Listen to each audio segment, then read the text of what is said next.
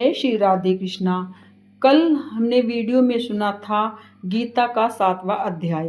कैसे गीता का 7वां अध्याय सुनने से हमारे पितरों को मुक्ति मिलती है। आज हम सुनेंगे महादेव के मुख से, जब उन्होंने माँ पार्वती को 7वें महात्म के अध्याय के बारे में बतलाया, उसका क्या महत्व है। आइए शुरू करते हैं। भगवान शिव कहते हैं, हे पार्वती, अब मैं 7वें अध्याय का महात्म में बतलाता हूँ, जिसे सुनकर कानों में अमृत राशि भर जाती है। पाटलिपुत्र नामक एक दुर्गम नगर है, जिसका गोरपुर बहुत ही ऊंचा है, यानी जिसका द्वार बहुत ही ऊंचा है। उस नगर में शंखकर्ण नामक एक ब्राह्मण रहता था। उसने वैश्य वृत्ति का आश्रय लेकर बहुत धन कमाया, किंतु न तो कभी पितरों का तर्पण किया और न देवताओं का ही पूजन किया। वह धनोपार्जन में तत्पर होकर राजाओं का ही भोज किया करता था। एक समय की बात है, उस ब्राह्मण ने अपना चौथा विवाह करने के लिए पुत्रों और बांधवों के साथ यात्रा की। मार्ग में आधी रात के समय जब वह सो रहा था, तब एक सर्प ने कहीं से आकर उसकी बाह में काट लिया।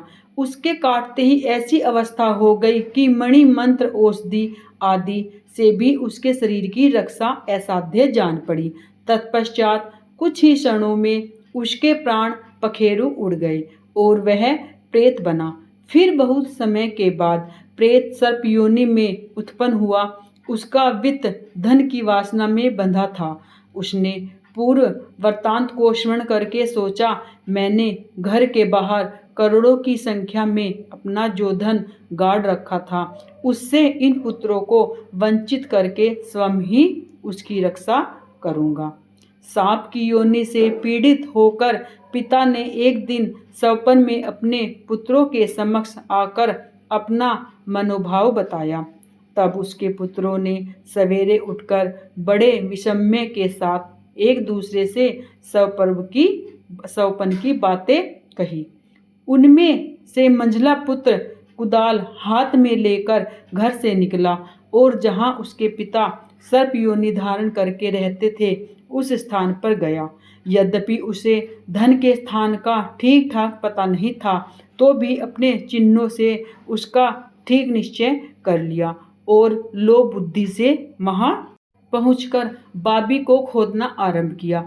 तब उसे बाबी से बड़ा भयानक सांप प्रकट हुआ और बोला, ओ मूढ़, तो कौन है, किस लिए आया है, यह बिल क्यों खोद रहा है, तुझे किसने भेजा है, ये सारी बातें मेरे सामने बता।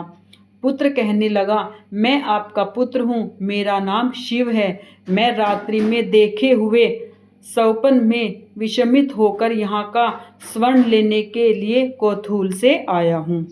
पुत्र की यह वाणी सुनकर वह सांप हंसता हुआ ऊंच स्वर से इस प्रकार स्पष्ट वचन बोला, यदि तू मेरा पुत्र है तो मुझे शीघ्र ही बंधन से मुक्त कर।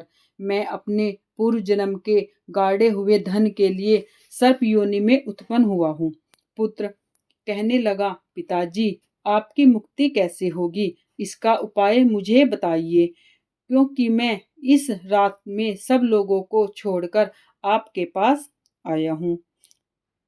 पिता बोला, बेटा, गीता के अमृत में 7वें अध्याय को छोड़कर मुझे मुक्त करने में तीर्थ दान तप यज्ञ भी समर्थ नहीं है।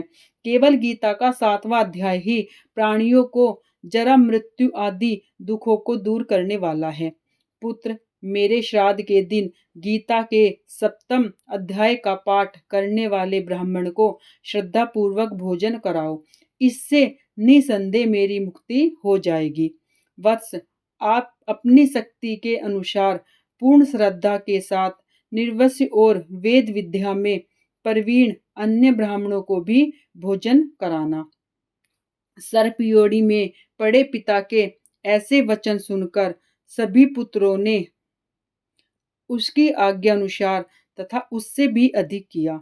तब शंकुकर्ण ने अपने सर्प शरीर को त्याग कर दिव्य देह धारण किया और सारा धन पुत्रों के अधीन कर दिया। पिता ने करोड़ों की संख्या में जो धन उनमें बांट दिया, उससे वे बहुत ही प्रसन्न हुए। उनकी बुद्धि धर्म में लगी थी, इसलिए उन्होंने बावली, कुआं, पोखरा, यज्ञ, देव मंदिर के लिए उस धन का उपयोग किया और अन्नशाला भी बनवाई। तत्पश्चात 7वें अध्याय का सदा जप करते हुए उन्हें मोक्ष प्राप्त हुआ। महादेव ने कहा, हे पार्वती, यह तुम्हें 7वें अध्याय का महात्म बतलाया है, जिसके श्रवण मात्र से मानव सब पातकों से मुक्त हो जाता है। यह था 7वें महात्म का महत्व।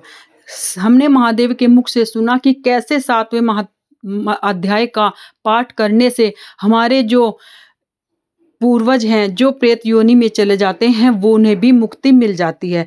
इसलिए हर किसी को 7वें अध्याय का पाठ श्राद्ध पक्ष में अवश्य करना चाहिए। आपको कैसी लगी मेरी वीडियो प्लीज़ बताइए।